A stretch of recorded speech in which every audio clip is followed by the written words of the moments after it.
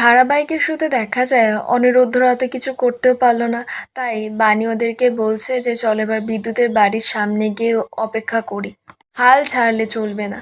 ওরা আবার বিদ্যুতের বাড়ির সামনে যায়। তো বানি বলছে যত বড়ই অপরাধী হোক কোনো না কোনো ভুল তো ঠিক করবে, আর ওদের সেই ভুলেরই অপেক্ষা করতে হবে। অনিরুদ্ধ তখন লক্ষ্য করে যে কুয়াশা আর বিদ্যুৎ ঘর থেকে বেরিয়েছে, ওরা লুকিয়ে পড়ে। তো ওরা ওখান থেকে চলে যেতেই বানি বলছে এত রাত ওরা কোথায় গেল।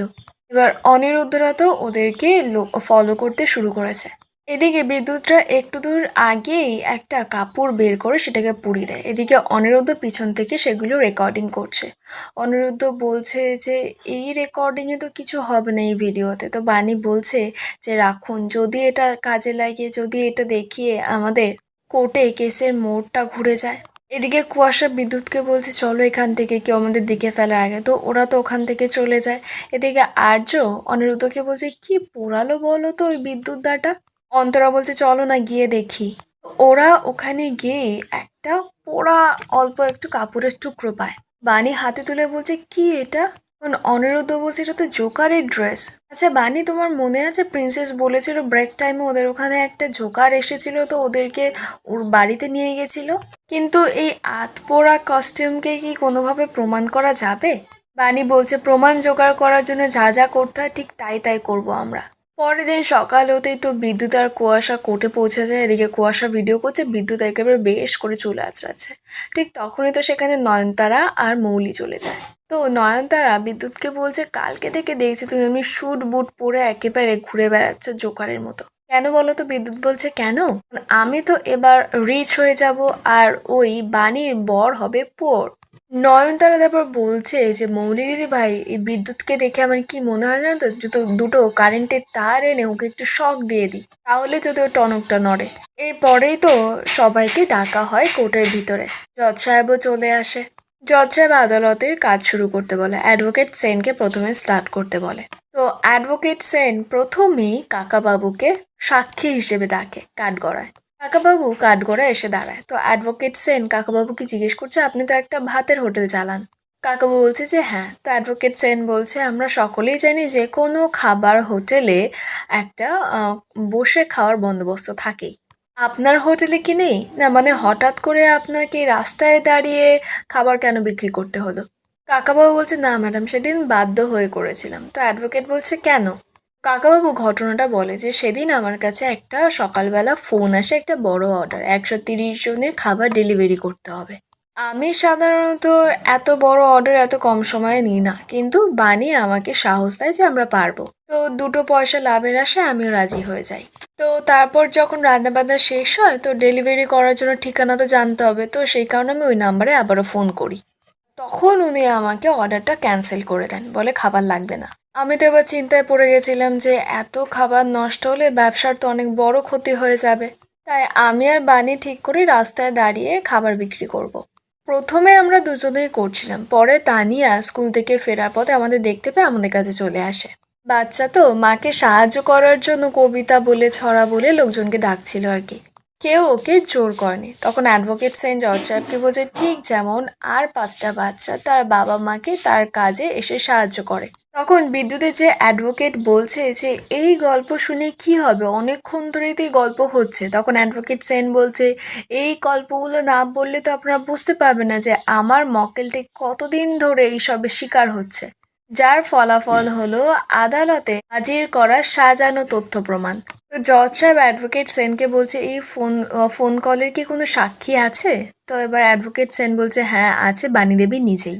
তো তখন তো বিদ্যুতের যে অ্যাডভোকেট তিনি বাধা দিচ্ছে, বলছে এসব কি করে হয়, আমার কথাকে উনি আবার প্রমাণিত করছেন সেই নাম্বার ধরে। তো এবার জজ সাহেব অ্যাডভোকেট সেনকে বলছে কোনো ন্যায্য প্রমাণ থাকলে সেটা দেখান। তো এবার অ্যাডভোকেট সেন বলছে আছে ইয়োর অনার। কাকাবাবুর ফোনের সেটিংয়ে উনি যে কথা বলেন সেই কথাগুলো রেকর্ডিং হয়।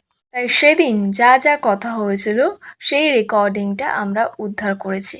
এরপরেই রেকর্ডিংটা সকলের সামনে চালানো হয়। এবার কুয়াশার বিদ্যুৎ ভয় পেয়ে গেছে। অ্যাডভোকেট সেন তারপরে জজ সাহেবকে বলছে এই অর্ডার শুনে বোঝা যাচ্ছে ইয়োর অনার যে পুরোটাই আগে থেকে প্ল্যান করা। প্রথমে একটা বড় অর্ডার প্লেস করা, তারপরে ক্যান্সেল করে দেওয়া, যাতে আমার ক্লায়েন্ট বাধ্য হয় কোনো একটা এক্সট্রিম স্টেপ নিতে। এই সমস্ত কিছুর চোখে আঙুল দিয়ে দেখিয়ে দিচ্ছে আমার মক্কেল বাণী চ্যাটার্জিকে আনফিট প্রমাণ করার জন্য এটা একটা ষড়যন্ত্র। আর এই ষড়যন্ত্র পিছনে রয়েছে বিদ্যুৎ ঘোষ আর কুয়াশা ঘোষ। তো এবার বিদ্যুতের অ্যাডভোকেট তখন বলছে যে প্রতিপক্ষের উকিল আমার মক্কেলের চরিত্র হরণ করার চেষ্টা করছে। এইভাবে ফোন কলের ভিত্তিতে উনি বলতে পারে না যে এই ফোন কলের পিছনে আমার মক্কেল আর মক্কেলের স্ত্রী রয়েছে। জজ সাহেব অ্যাডভোকেট সেনকে বলছে এই অডিও রেকর্ডিংটা আগে আপনি টেস্টের জন্য পাঠান, আর আপনার কাছে যদি আর কোনো প্রমাণ থাকে সেগুলো আপনি পেশ করুন। অ্যাডভোকেট সেন তারপরে একটা প্যাকেট নিয়ে আসে, বলছে এই প্যাকেটের ভিতরে প্রমাণ আছে। তো কুয়াশা বিদ্যুৎকে বলছে প্যাকেটটা দেখে তো লন্ড্রি প্যাকেট মনে হচ্ছে, কি আছে ওর মধ্যে? বিদ্যুৎ বলছে চুপ করে দেখো না। অপরদিকে মৌরি নয়নতারাকে বলছে ও গ্র্যান্ড মামি এটা কি হতে পারে বলো তো? নয়নতারা বলছে আমি তো বুঝতে পারছি না দিদি ভাই। তখনই তো অ্যাডভোকেট সেন সেই পুড়ে যাওয়া কস্টিউমটা বের করে দেখায় আর বলে যে আমরা প্রত্যক্ষদর্শীদের কাছ থেকে জানতে পেরেছি সেদিন স্কুল থেকে তানিয়া সহ অন্য বাচ্চাদের ভুলিয়ে নিয়ে গিয়েছিল ক্লাউন সেজে এক ছদ্মবেশী। এটা সেই বহুরূপের কস্টিউম। তো দেখতেই পাচ্ছেন কস্টিউমটা আধপোড়া। প্রমাণ লোপাট করার জন্য এটাকে পোড়ানো হয়েছে এবং আর এইটা পুড়িয়েছে বিদ্যুৎ ঘোষ আর কুয়াশা ঘোষ। তখন আবারও বিদ্যুতের অ্যাডভোকেট জজ সাহেবকে বলছে যে ক্রমাগত আমার লার্নিং ফ্রেন্ড অনুমানের ভিত্তিতে আমার মক্কেলকে কিন্তু ছোট করার চেষ্টা করছে। জজ সাহেব তখন অ্যাডভোকেট সেনের কাছে বলছে আপনার কাছে কি কোনো প্রত্যক্ষ প্রমাণ আছে? বানি তখন উঠে দাঁড়িয়ে বলছে হ্যাঁ আছে। বানি এটাও জানায় যে ওদের কাছে একটা ভিডিও আছে। তো জজ সাহেব তখন বানিকে বলছে কাঠগড়া এসে বলতে। বানি জজ সাহেবকে জানায় যে ও সেদিন ঠিক সময় পৌঁছেছিল স্কুলে, কিন্তু ওর পৌঁছানোর আগেই ওর মেয়ে আর বাকি কিছু বাচ্চাদের আগে থেকে নিয়ে চলে যাওয়া হয়। তো জজ সাহেব তো ভিডিওটা দেখতে চাইছে। ভিডিওটা তারপরে চালানো হয়। তো জজ সাহেব দেখে। অ্যাডভোকেট সেন তখন বলছে এই ভিডিওটা থেকে কিন্তু তাহলে বোঝাই যাচ্ছে যে স্কুল থেকে বাচ্চাদের কিডন্যাপ করা হয়েছে, তার প্ল্যান কিন্তু এই বিদ্যুৎ ঘোষ আর কুয়াশা ঘোষই করেছিল। তখন বিদ্যুতের অ্যাডভোকেট বলছে যে একটা অস্পষ্ট ভিডিও দেখিয়ে আমার মক্কেলকে ফ্রেম করার চেষ্টা করা হচ্ছে। বিদ্যুৎ তখন ভালো সাজার নাটক করছে, জজ সাহেবকে বলছে আমাদের ফাঁসানোর চেষ্টা করা হচ্ছে, আমরা যে কস্টিউম পরেছি সেটা কোথায় বোঝা যাচ্ছে? ওটা তো বাড়ির আবর্জনা পোড়ানো হচ্ছিল। জজ সাহেব বিদ্যুৎ আর কুয়াশাকে বলছে যা বলার কাঠগড়া এসে বলুন। আর অ্যাডভোকেট সেনকে বলছে যে এই ভিডিও এভিডেন্সটা ফরেন্সিক রিপোর্টে পাঠানো হোক, আর যদি কিছু প্রমাণ থাকে সেটা দিতে বলে। অ্যাডভোকেট সেন তারপরে সব শেষে সমীরকে ডাকে কোর্টে। বিদ্যুৎ কুয়াশা সবাই দেখেই তো হা হয়ে যায়। বিদ্যুৎ চিন্তায় পড়েছে যে পচায় কি এরা কোথা থেকে পেলো, বা এটাকে বলেছিলাম তো কিছুদিনের জন্য আন্ডারগ্রাউন্ড হয়ে যেতে। সমীর তারপরে কাঠগড়ায় গিয়ে দাঁড়ায়। তো অ্যাডভোকেট সেন সমীরকে বলছে নিজের পরিচয় দিতে, মানে ও কি করে। তো সমীর কি করে সেসব বলে। তারপর অ্যাডভোকেট সেন বলছে আপনি বিদ্যুৎ ঘোষকে চেনেন? তো সমীর বলছে যে হ্যাঁ চিনি। বিদ্যুৎ তো একেবারে ভয় খেকে মেখে উঠে জজ সাহেবকে বলছে ও মিথ্যে বলছে। জজ সাহেব বলছে মিথ্যে না সত্যি সেটা আদালত বুঝবে, আপনি চুপ করে বসুন। অ্যাডভোকেট সেন তারপরেই সমীরকে বলছে আপনি কি করে চেনেন বিদ্যুৎ ঘোষকে? তো এবার সমীর বলছে যে আমাকে বিদ্যুৎ টাকা দিয়ে বলেছিল ওই যে লোকটা আছে অনিরুদ্ধকে দেখিয়ে বলছে যে ওই লোকটা দোকানের সামনে গিয়ে খাবার নিয়ে ঝামেলা করার জন্য, ঝামেলা করে কিছুক্ষণ ওদেরকে আটকে রাখতে বলেছিল। আবারও তো বিদ্যুতের অ্যাডভোকেট উঠেই বলছে যে অ্যাডভোকেট সেন বারবার ভুয়ো সাক্ষী এনে কোর্টকে বিভ্রান্ত করার চেষ্টা করছে। বিদ্যুৎ উঠেও তো পাল্টি খেয়েছে, জজ সাহেবকে বলছে আমি এই ছেলেকে চিনি না, কোনো জীবনেও দেখিও নি একে আমি। জজ সাহেব তখন ওদেরকে বলছে যে আপনাদের কিন্তু বারবার করে বাউন্ড করা হচ্ছে যে আউট অফ টার্ন আপনারা কথা বলবেন না, তাও কিন্তু আপনারা নিয়ম ভঙ্গ করছেন।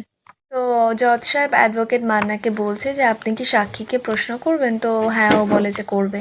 তো অ্যাডভোকেট মান্না এবার সমীরকে বলছে আপনি তো নিজেই বললেন যে টাকা দিলেই আপনি কাজ করেন, তাহলে এই সাক্ষী দেওয়ার জন্য কোর্টে, মানে মিথ্যে সাক্ষী দেওয়ার জন্য আপনাকে কত টাকা দেওয়া হয়েছে আর সেটা কে দিয়েছে?